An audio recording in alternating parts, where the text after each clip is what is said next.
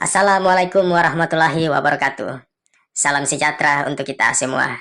Om Swastiatsu, Namo Buddhaya, salam kebajikan. Shalom.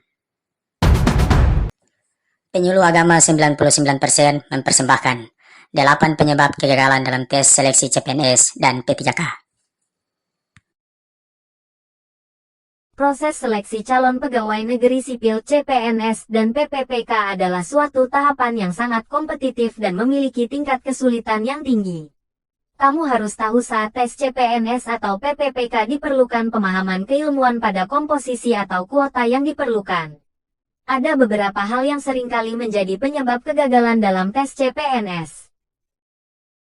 Berikut adalah beberapa faktor yang dapat menyebabkan kegagalan dalam seleksi CPNS dan PPPK. Yang pertama, kurangnya persiapan. Salah satu faktor utama kegagalan dalam seleksi CPNS dan PPPK adalah kurangnya persiapan. Tes CPNS dan PPPK memerlukan pemahaman yang baik tentang materi tes dan juga kemampuan berpikir analitis.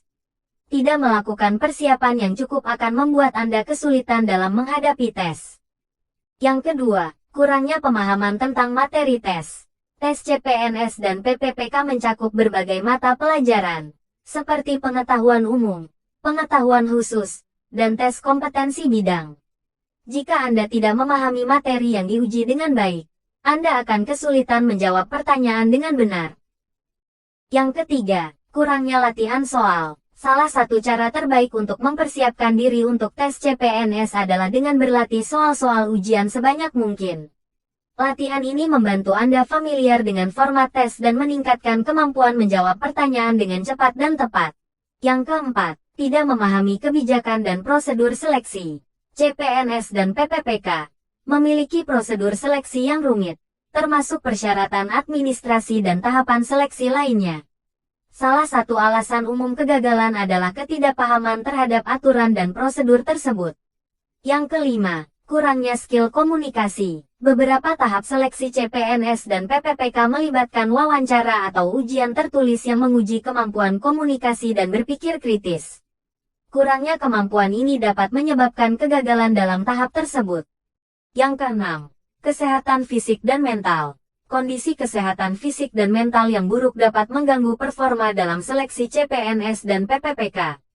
Pastikan Anda memiliki kesehatan yang baik dan siap secara mental untuk menghadapi tekanan seleksi.